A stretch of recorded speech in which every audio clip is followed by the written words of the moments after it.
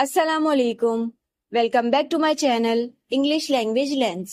आज मैं आपको एक ऐसे इडियोमेटिक फ्रेज के बारे में बताने जा रही हूँ जिसे कहते हैं स्मेल अ रैट।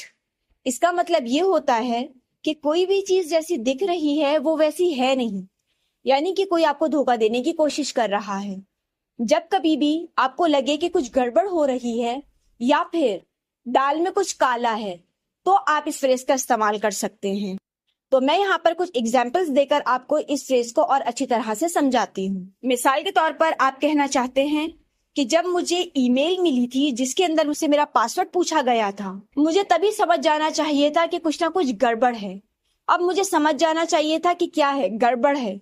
तो मैंने जैसा कि बताया, जहाँ पे भी आपको शक हो, जहाँ पे भी आपको लगे चीजें कुछ गलत हो रही हैं, कोई आपको धोखा देने की कोशिश कर रहा है, तो आपने इस फ्रेज का इस्तेमाल करना है। तो यहाँ पर आप इस फ्रेज का इस्तेमाल करते हुए इस जुमले को कह सकते हैं, When I got an email asking for my password, I should have smelled a rat. तो यहाँ पर इसकी एक और मिसाल को समझिए।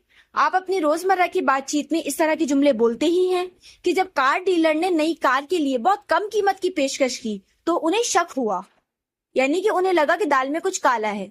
तो यहाँ पर भी आप इस फ्रेज का इस्तेमाल करते हुए इस जुमले को कह सकते हैं, They smelled a rat when the car dealer offered a very low price for a new car.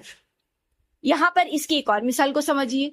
आप अपनी रोजमर्रा की बातचीत में इस तरह के जुमले भी बहुत ज्यादा बोलते हैं कि जब भी वो अचानक मौजू तब्दील कर देती है, मुझे दाल में कुछ काला लगता है, यानी कि आपको कुछ गड़बड़ लगती है।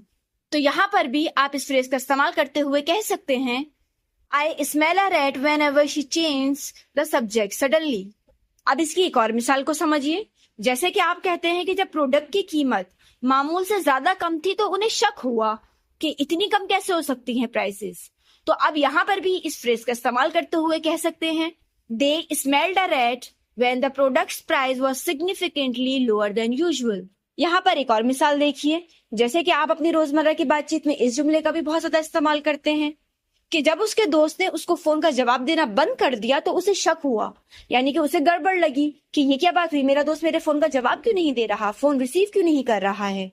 तो यहाँ पर भी आप इस फ्रेज का इस्तेमाल करते हुए कह सकते हैं, He started to smell a rat when his friend stopped answering his calls. तो इस वीडियो में मैंने आपको बताया कि जब कभी भी आपको ऐसा लगे कि कोई आपको धोखा देने की कोशिश कर रहा है या चीजें जैसी दिख रही हैं सच में वो वैसी है नहीं, या फिर आपको किसी भी चीज के ऊपर शक हो रहा हो, तो आप इस फ्रेज का इस्तेमाल कर सकते हैं। और साथ साथ आपको ये भी बताया कि किस तरह से आप इस फ्रेज का इस्तेमाल कर सकते हैं अपनी रोजाना की बातचीत में और अपनी डेली कॉन्वर्सेशन को और बेहतर बना सकते हैं। रोजाना एक नया फ्रेज सीखने के लिए मेरे चैनल के साथ जुड़े रहें। Thanks for watching.